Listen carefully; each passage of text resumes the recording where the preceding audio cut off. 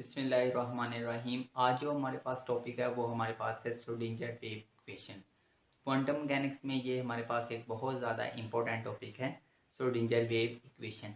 ये हमारे पास बेसिकली जो श्रोडिंगर वेव इक्वेशन है, ये बेसिकली जिस तरह क्लासिकली फिज़िक्स में अगर देखा जाए तो किसी पार्टिकल की, किसी ऑब्जेक्ट की मोशन को डिस्क्राइब करने के लिए हम यूज़ करते हैं जो हमारे पास इक्वेशन होती है F=ma। लेकिन क्योंकि आपको पता है हम क्वांटम मैकेनिक्स में बहुत जो छोटे पार्टिकल होते हैं जो कि बहुत वेरी हाई स्पीड के साथ मूव कर रहे होते हैं, उनके लिए हम ये जो हमारे पास इक्वेशन है उसे हम यूज़ नहीं कर सकते। तो उसके लिए हमारे पास एक वेव फंक्शन ड्राइव किया गया। बिकॉज जो टीनी पार्टिकल है, जब वो हमारे पास डी ब्रोगली का कंसेप्ट था कि मूविंग पार्टिकल वेव को जनरेट करते हैं, तो उसी को देखते हुए हमारे पास एक वेव फंक्शन भी जनरेट किया गया और उसी वेव फंक्शन से हमारे पास एक इक्वेशन बनाई गई जो कि श्रोडिंगर, हमारे पास एक साइंटिस्ट था, उसने इक्वेशन को डिस्क्राइब किया और अब उसी के नाम से हमारे पास इक्वेशन का नाम है श्रोडिंगर वेव इक्वेशन। तो हम इस लेक्चर में बेसिकली श्रोडिंगर वेव इक्वेशन का सॉल्यूशन को डिस्कस करेंगे। तो सबसे पहले जो हमारे पास श्रोडिंगर वेव इक्वेशन होती है, ये हमारे पास एक फंक्शन है, इसके साथ हम ये एच मल्टीप्लाई हो रहा है दिस फंक्शन के साथ, और ये फंक्शन किस पर डिपेंडेंट है, आर पर है। अगर आर हम 3D में बात करें तो ये हमारे पास आर के कोऑर्डिनेट क्या होंगे, x/z।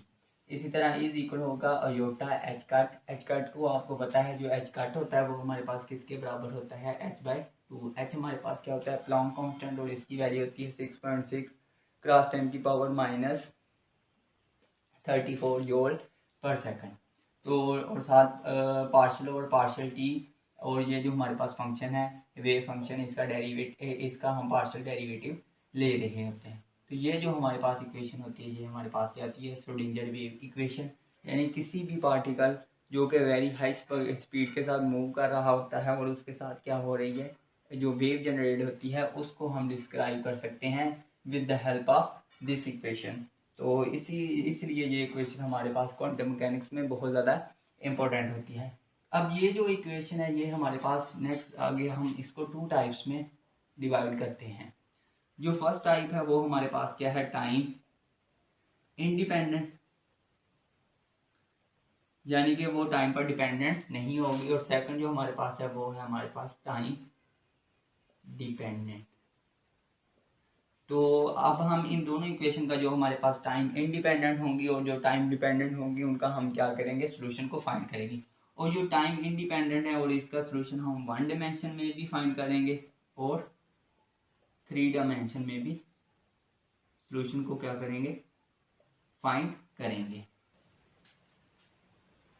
आपने पार्शियल डिफरेंशियल में पढ़ा होगा कि हम फाई ऑफ आर टी को एज ए सेपरेबल लिख सकते हैं, phi of R phi of T, यानी कि इसके जो कोऑर्डिनेट है उस पर हम क्या कर सकते हैं, हमने सेपरेट करके लिखा है बाई सेपरेबल कंसेप्ट को यूज़ करते हुए।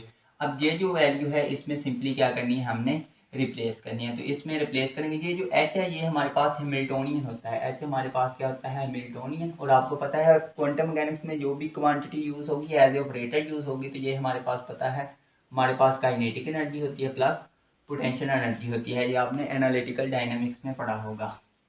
तो ये हमारे पास हमने सेपरेट करके लिख लिया। अब इसकी वैल्यू सिंपली इधर पुट कर देते हैं, तो ये हमारे पास हो जाएगा एच फाई ऑफ, ये जो वेव फंक्शन है इसको हम क्या लिख सकते हैं, psi of R psi of T is equal iota H cut partial over partial T phi of R phi of T.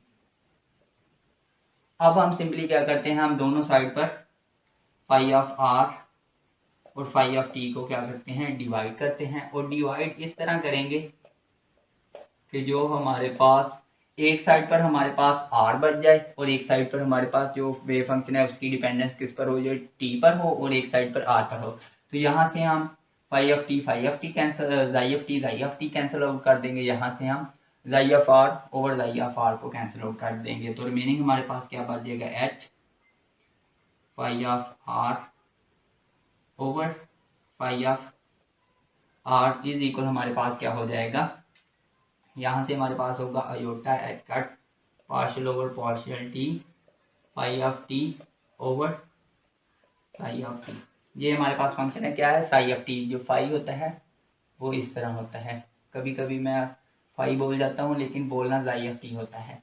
तो ये हमारे पास है। अब ये दोनों इक्वेशन इक्वल है तो हम कंसीडर कर लेते हैं कि ये हमारे पास एक कांस्टेंट ई के क्या है, इक्वल है, और ये ई हमारे पास क्या है, एनर्जी है। अब ये दोनों इक्वेशन इस ई के इक्वल है तो हम सेपरेटली ये कह सकते हैं ये इसके इक्वल है और ये इसके इक्वल है। तो हम यहाँ से लिख लेते हैं H phi of R T over psi of R is equal E.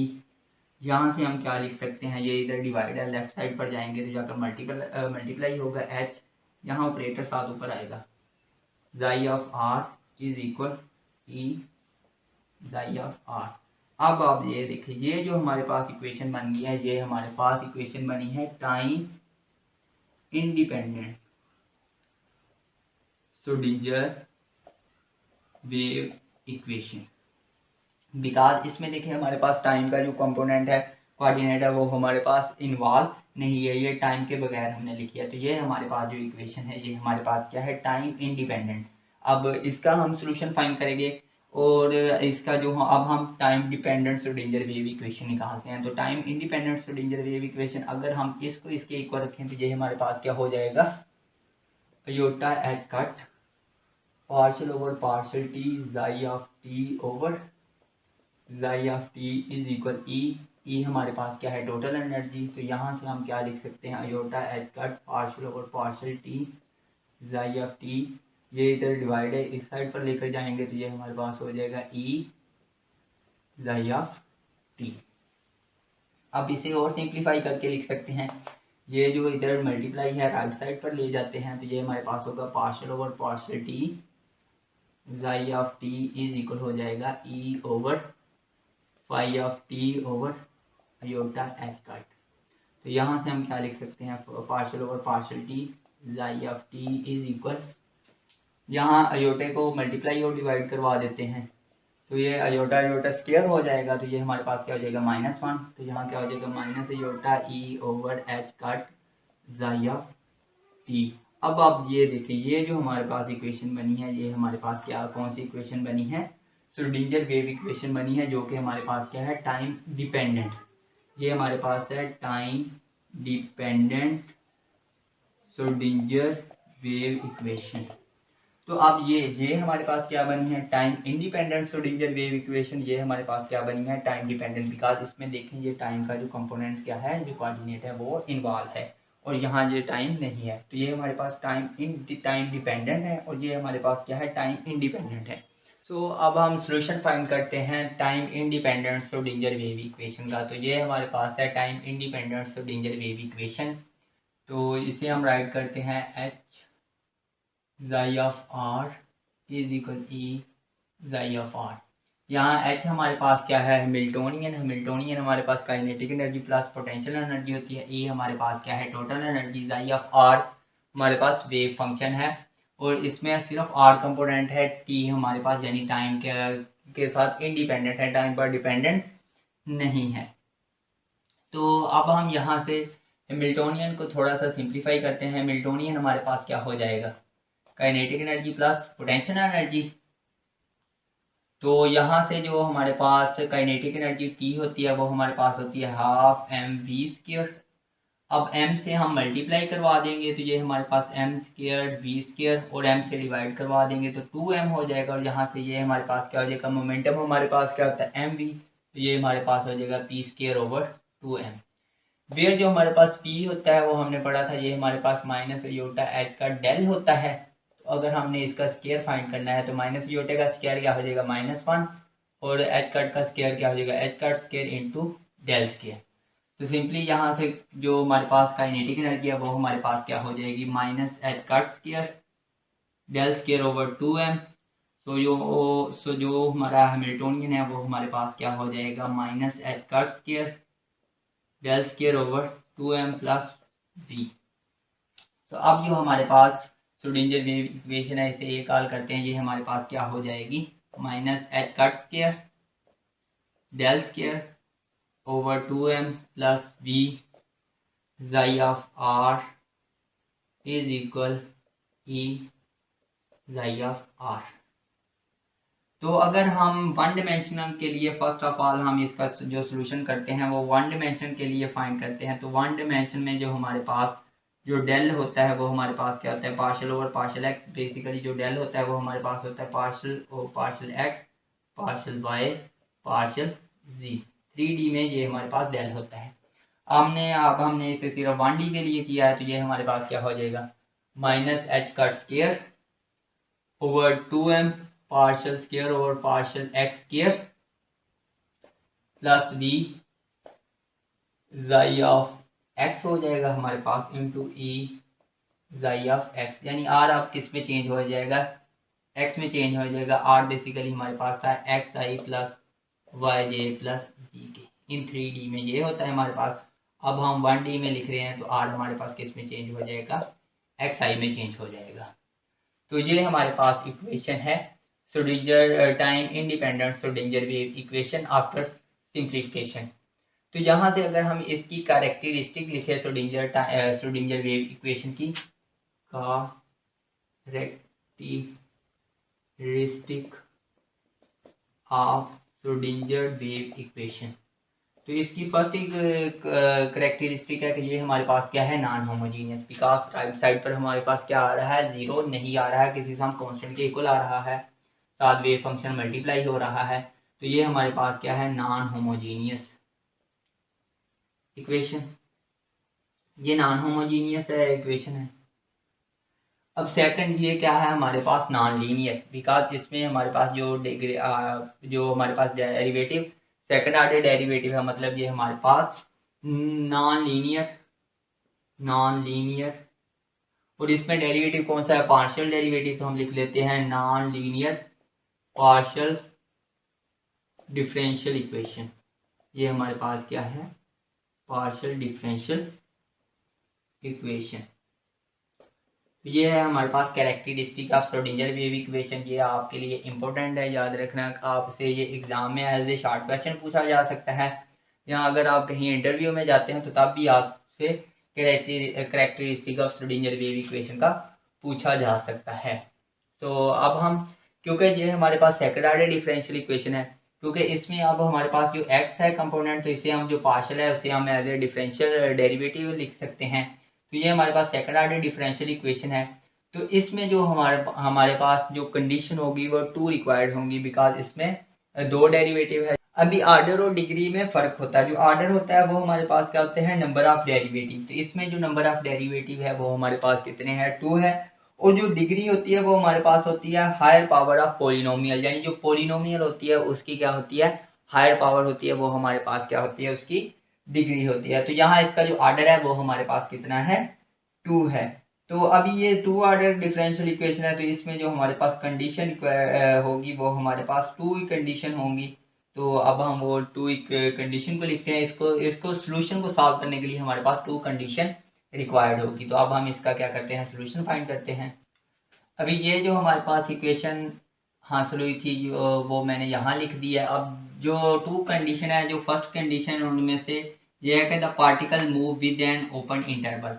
Open interval यानी एक्स की जो एक्स ग्रेटर देन 0 होगा और लेस देन क्या होगा, एल होगा। और इसकी जो कंडीशन है कि जो एंड पॉइंट पर है वो आंसर हमारे पास क्या आएगा, 0 आएगा। यानी कि ये हमारे पास स्टेट फंक्शन है बेसिकली, तो जाई ऑफ 0 भी 0 होगा और जाई ऑफ एल भी हमारे पास क्या होगा, 0 होगा। अब क्वेश्चन ये भी आता है कि ये ओपन इंटरवल हमने क्यों चूज करना होता है, इसके लिए यानी कि हम क्लोज इंटरवल क्यों नहीं चेक करते, क्योंकि बिकॉज कंटिन्यूटी, जब हमने कंटिन्यूटी की डेफिनेशन को अप्लाई करना होता है तो अगर हमारे पास क्लोज इंटरवल होगा तो एंड पॉइंट पर वो हमारे पास एज ए कंटिन्यूस नहीं रहेगा, यानी कि लिमिट एग्जिस्ट नहीं करेगी।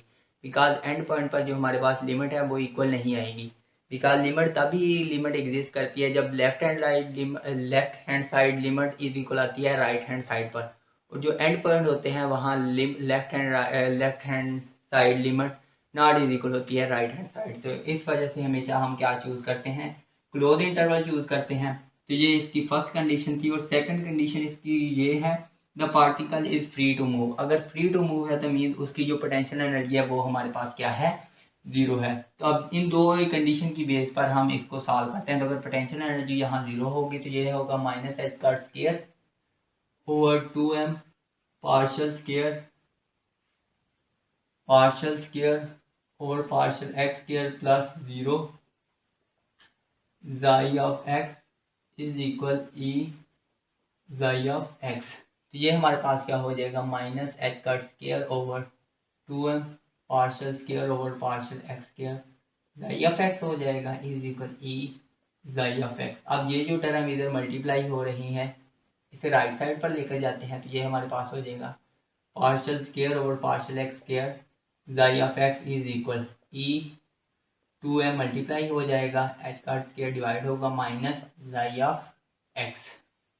अब हम यहाँ से लेट कर लेते हैं कि हमारे पास 2me ओवर एच का स्क्वायर ये किसके बराबर है के स्क्वायर के। तो ये हमारे पास क्या हो जाएगा partial square over partial X square psi of X is equal हो जाएगा माइनस के स्क्वायर जाई ऑफ एक्स। ये हमारे पास हो जाएगा partial square over partial X square psi of x plus के स्क्वायर जाई ऑफ एक्स।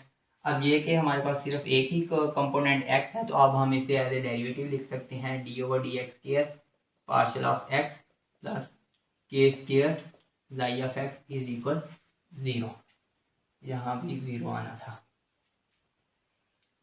तो अब हमने इसका कंडीशन यूज़ करना है इन कंडीशन को यूज़ करते हुए इन कंडीशन का यूज़ करेंगे। तो मैं यहाँ से ये हमारे पास क्या है सेकंड ऑर्डर डिफरेंशियल इक्वेशन है।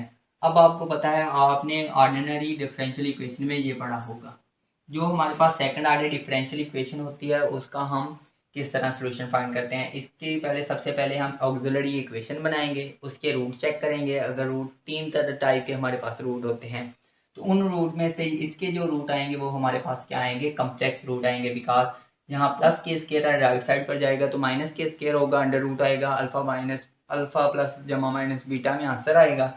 तो इसके लिए जो हमारे पास सोल्यूशन होगा वो हम लिख सकते हैं। मैं डायरेक्ट यहाँ लिख रहा हूँ बिकॉज ये ऑर्डिनरी डिफरेंशियल इक्वेशन के कोर्स का पार्ट है तो मैं यहाँ से डायरेक्ट सोल्यूशन यहाँ लिखने लगा हूँ। आप एवेलुएट कर सकते हैं। तो यहाँ से जो इसका सोल्यूशन होगा तो यहाँ से हमारे पास जो फाई ऑफ एक्स है वो हमारे पास आ जाएगा ए कॉज हमारे पास क्या आ जाएगा के एक्स प्लस बी साइन के एक्स आ जाएगा। तो ये मैंने डायरेक्ट इस इक्वेशन को सेकंड ऑर्डर डिफरेंशियल इक्वेशन को सॉल्व करके ये इसका सोल्यूशन लिख दिया है।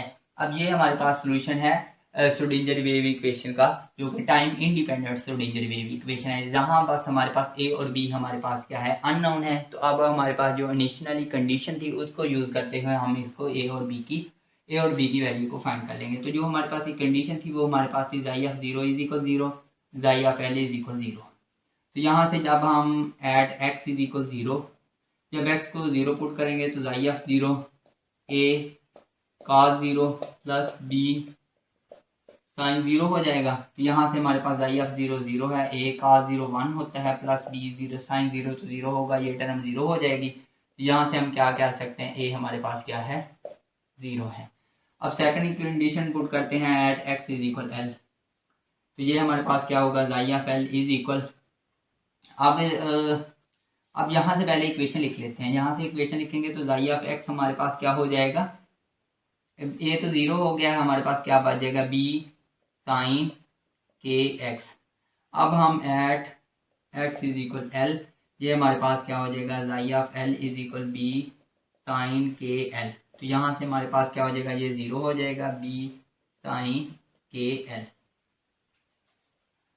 तो यहाँ से हमारे पास क्या गया है B sine K L is equal 0। अब हमारे पास B not is equal 0 because अगर बी हमारे पास 0 हो जाएगा तो ये टोटल सोल्यूशन हमारे पास क्या हो जाएगा 0 हो जाएगा और हमारे पास हमें क्या आंसर हो जाएगा ट्रिवियल सोल्यूशन हो जाएगा। तो यहाँ मतलब बी हमारे पास 0 नहीं है। दिस इम्प्लाइज दैट कि जो हमारे पास साइन के एल है वो हमारे पास क्या है 0 एंड साइन एन पाई वो हमारे पास क्या होता है 0 होता है हम जानते हैं। तो यहाँ से हम क्या लिख सकते हैं sine K L is equal sine N pi. तो यहाँ से साइन साइन कैंसिल आउट हो जाएगा तो के एल हमारे पास हो जाएगा एन पाई। तो यहाँ से हम के की वैल्यू निकाल सकते हैं। के की वैल्यू आ जाएगी एन पाई ओवर एल। ये हमारे पास के की वैल्यू आ गई। तो ये यहाँ से जो हमारे पास इक्वेशन है ये क्या बन जाएगी psi of X is equal B sine K की जगह पर हम पुट कर देते हैं N pi L into X. ये हमारे पास इक्वेशन आ गई है, लेकिन अब हमारे पास बी क्या है, अननोन है, बी की वैल्यू हमें फिर हासिल नहीं हुई। अब हम नॉर्मलाइजेशन के कंसेप्ट को यूज़ करते हुए, बिकॉज ये हमारे पास स्टेट फंक्शन है, स्टेट फंक्शन हमारे पास क्या करते हैं, नॉर्मलाइजेशन की कंडीशन को सेटिस्फाई करते हैं। तो नॉर्मलाइजेशन हमारे पास क्या करता है कि जब हम इंटीग्रल कैलकुलेट करते हैं ए टू बी जाई स्टार इंटू जाई डी आर, इसका जो इंटीग्रल का आंसर कितना आता है, 1 आता है बाय ऑर्थोनॉर्मल की कंडीशन के थ्रू हम कह सकते हैं। ऑर्थोगोनल में आंसर टू डिफरेंट फंक्शन होते हैं, उनका जब हम इनर प्रोडक्ट कैलकुलेट करते हैं तो आंसर 0 आता है। तो यहाँ जो हमारे पास जाई है वो हमारे पास क्या है, B sine N pi over L into X, और इसका जब हम जाई स्टार कैलकुलेट करेंगे, बिकॉज ये रियल वैल्यू फंक्शन है, वो भी यही आ जाएगा, B sine N pi over L into X. तो यहाँ से हम लिख सकते हैं psi into psi star is equal B square sine square N pi over L into X.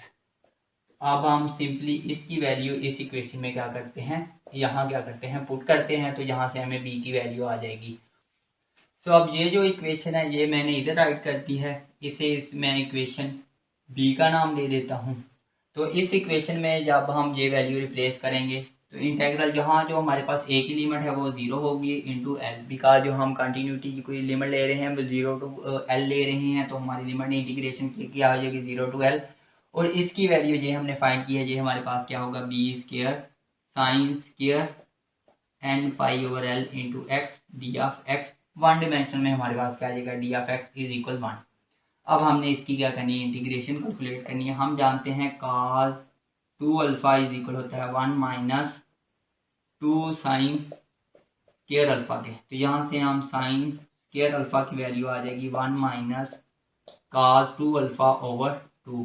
तो अब हमारे केस में जो अल्फा है वो हमारे पास क्या है, साइन स्क्वायर अल्फा की वैल्यू हमारे पास N pi over L into X. तो यहाँ क्या हो जाएगा, 1/2 minus 1/2 cos 2 N pi X over L. तो ये जो वैल्यू है यहाँ पुट कर देते हैं। ये वैल्यू सिंपली पुट करेंगे तो ये हमारे पास क्या हो जाएगा, integral 0 to L 1/2 minus 1/2 cos 2 N pi over L X D X is equal 1। अब इसका जब हम इंटेग्रल कैलकुलेट करेंगे 1/2 इंटू एक्स, और लिमिट हो जाएगी 0 टू 1, माइनस 1/2 बाहर आ जाएगा। इस cos का जो इंटीग्रेशन होती है वो हमारे पास होती है sine 2 N pi over L into X, over हमारे पास जो x के साथ कांस्टेंट मल्टीप्लाई होते हैं वो डिवाइड में आ जाते हैं 2 एन पाई ओवर एल, और जो लिमिट होगी वो इसकी 0 टू एल इज इक्वल क्या हो जाएगा, 1। अब इसकी लिमिट की वैल्यू पुट करेंगे 1/2 एल माइनस 0 माइनस 1/2, इसकी लिमिट की वैल्यू पुट करेंगे, ये क्या हो जाएगा, ये कांस्टेंट बाहर जाएगा तो 1/4 एल ऊपर चले जाएगा, एन पाई ये लिख दिया। अब sine 2 N pi over L, X की जगह पर क्या पुट कर देंगे, एल माइनस, जब 0 पुट करेंगे तो आंसर क्या आ जाएगा, 0 आ जाएगा, इज इक्वल 1। तो यहाँ से हमारे पास क्या हो जाएगा, 1/2 L minus L/4 N pi, L L से कैंसिल आउट हो जाएगा, हमारे पास क्या बच जाएगा, sine 2 N pi is equal 1। अब आपको पता है जो साइन 2 एन पाई होता है ये हमारे पास किसके बराबर होता है, 0 के। ओ सॉरी, हमने साथ में बी तो लिखा ही नहीं, हम बी को लिखना भूल गए। यहाँ हमारे साथ बी स्क्वायर का आएगा, यहाँ हमारे पास बी स्क्वायर हम कांस्टेंट है बाहर कॉमन ले लेते हैं, यहाँ भी हमारे साथ बी स्क्वायर मल्टीप्लाई होगा, यहाँ भी हमारे पास क्या आएगा, बी स्क्वायर बाहर मल्टीप्लाई होगा। तो यहाँ हमारे पास क्या होगा, B square 1/2 L minus 0 is equal 1।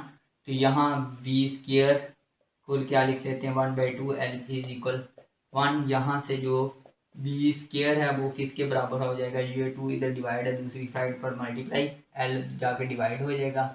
हमने बी की वैल्यू फाइंड करनी है, अंडर रूट ले लेंगे, तो b की वैल्यू आ जाएगी 2/2 एल अंडर रूट, ये हमने बी की वैल्यू को क्या कर लिया, फाइंड कर लिया। अब बी की वैल्यू को सिंपली यहाँ पुट करना है इस इक्वेशन में, तो हमारे पास सोल्यूशन। ये जो बी की वैल्यू को फाइंड किया है हम यहाँ पुट करते हैं, बी साइन बी की वैल्यू हमने फाइंड की है, ये हमारे पास क्या है 2/L under root L sine n π/L into x.